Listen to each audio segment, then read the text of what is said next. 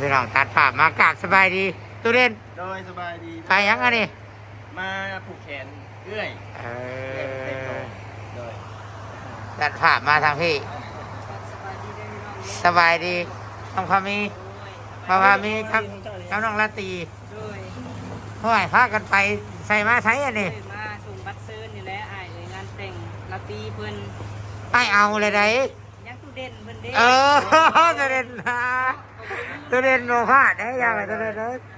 ไปน้ำกันบ่เขาไปน้ำกันเกือบเป็นพ่อไปน้ำกันเนาะเป็นไปได้แต่เสียเขาอยู่ไหนอยู่เพื่อนมันยังอยู่เพื่อนนี่ได้เพื่อนนะใจเพื่อนนั่นด้วยหมอแบงต้องไปกับแม่เลยแม่มาชิมีกันไผน่ะเอื้อยนี่เป็นไปหาแม็กกี้เพื่อนบ่เฮาไปจัดงานมันเกิดนะบ่ไม่ได้โทรหาเพิ่นบ่จ้ะยังไปโทรเพราะว่าคือซักกันก่อนบ่แสนเดี๋ยวเอาให้เลยก็แทนกำลังเสียไปให้ซองเพิ่นก็งามเลยบ่ตัวเด่นนี่สองเชิญน้องราตรีมายังนี่ทานเด่นก็ครอบครัวบอกไม่ได้พูดนะทานเด่นพร้อมครอบครัวแล้วเนาะมีลูกมีเมียเลยเด้ท่านว่าอันนั้นน่ะพร้อมคู่ฮักคะแนนว่ายังโสดนะยังไม่ได้เอาเมียนะวันที่9 เดือน 5เหลือ4 มื้อบ่มื้อแต่ว่ามื้อที่8เพิ่นสิขางัวอะไรอยู่บ้านนั่นเหรอวะจัดอยู่สวรรค์นะวะอยู่เฮือนห่มไผ่แน่เนาะยังมีอยู่ว่าห่มกับไผ่ไง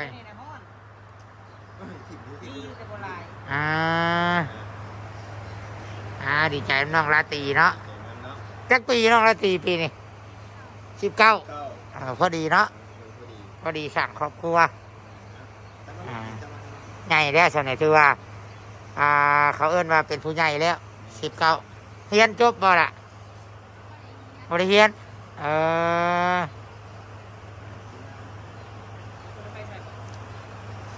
ไอ้ไปใช้บ่ได้แล้วค่าลูกได้ยากลูกน้อย4 เดือนแล้วแต่ก็เบิ่งห้อง4แน่ครับบ่าวเขามีจะน้อยก็ได้อุ้มหลานเนาะเอาไว้เด้อเอาแต่น้อยแล้วก็ใหญ่ไว้แล้วก็วิทย์อันนี้ซองที่ยังเหลือบ่นี่ซองที่ไปแจกในบ้านนี่แหละ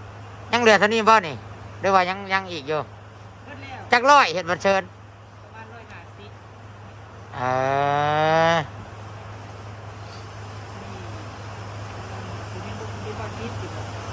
ฝากไว้เพิ่นบ่อยู่เนาะบ่จิตก็ฝากไว้จังได๋ก็ได้เช้านี้เพิ่นก็มาแวะอยู่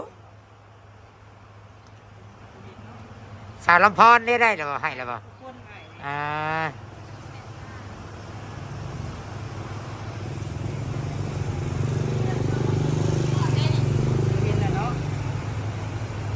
ที่จะบอกไปห่วงน้ำกันเด้อมือทางไอไปคันว่าผมมีเวียกอีกอย่างที่แบบขมังได้เนาะกันเนาะก็ยังโมโหฮอดมือก่อนก็จะไปน้ำกันนี่แหละไปงานของนักห้องสมัยตัวเด่นห้องเองเลยมันบอกงานนี่วงหยังเอาวงหยังมาเสพนุ่มผู้ไทยเป็นชุดน้อย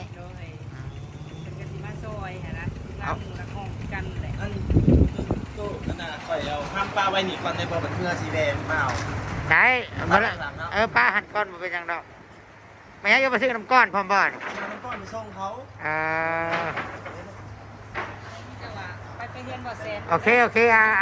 ขอบใจจะดีไม่แห้งเลยเจอกันอันที่9สบายเนาะเมื่อยได้หล่อชงครับบนมือนะนี่เด้อนะ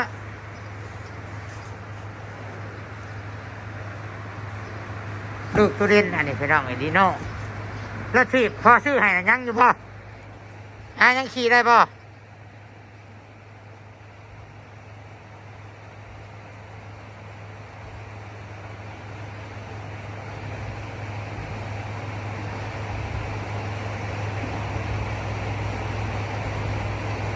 มื้อนี้ก็กินดอง กินดองหรือว่าผูกแขนเอื้อยของทุเรนพี่น้องเลยเนาะคิดว่าปิดองค์สีเลยสิไปผูกแขนให้ไปผูกแขน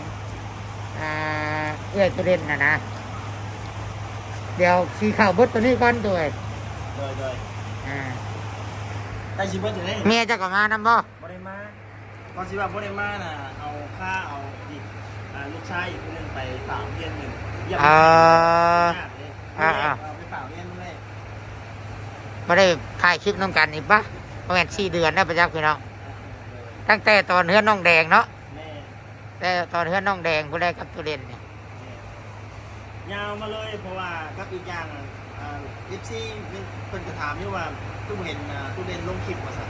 ก่อนสิบ่ได้ลงอ่ะเวลาเฮ็ดเวียกแบบบ่อยาก แบบคอยนี่เนาะ แม่นก่อนสิว่าแม่นอยู่เฮาเฮ็ดงานใหม่งานของเฮาเองแต่ว่าแบบเกรงใจเจ้าของเพื่อนบางทีเฮาถ่ายไปนำแบบย่านเฮาบ่เอาใจใส่งานอย่างนั้นตัวเลยว่าบ่อยากบ่อยากถ่ายคลิปบ่อยากยังตั้งใจโฟกัส เฮ้ย กับงาน เฮ้ยเฮ้ยเบิ่งเรื่องประเทศมาควาย ไป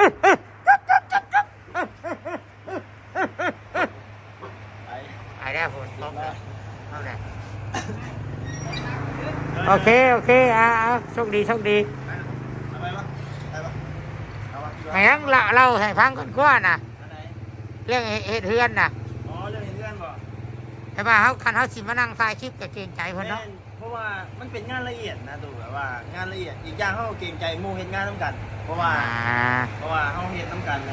เขาหารเครื่องนะหารเครื่องเพราะว่าอีกคณะสิเอาแต่มัวจะถ่ายคลิปหรือว่าอีกคนหนึงไปตั้งใจเฮ็ดงานเขาถ่ายคลิปแบบเกรงใจน้องนะเลยว่าบ่ได้ค่อยได้ถ่ายเลยตัดสินใจบ่ถ่ายบ่อย่างนี้แต่ถ่าย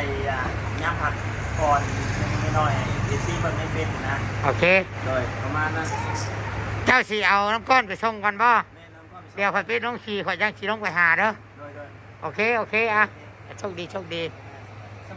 นี่โน่นี่บ่ปากเลยได้ขนมนี่เนาะ กินอย่างเดียวเลย โอเคเดี๋ยวไปลงไปหาเอาน้ำก้อนไปส่งกันซะ โ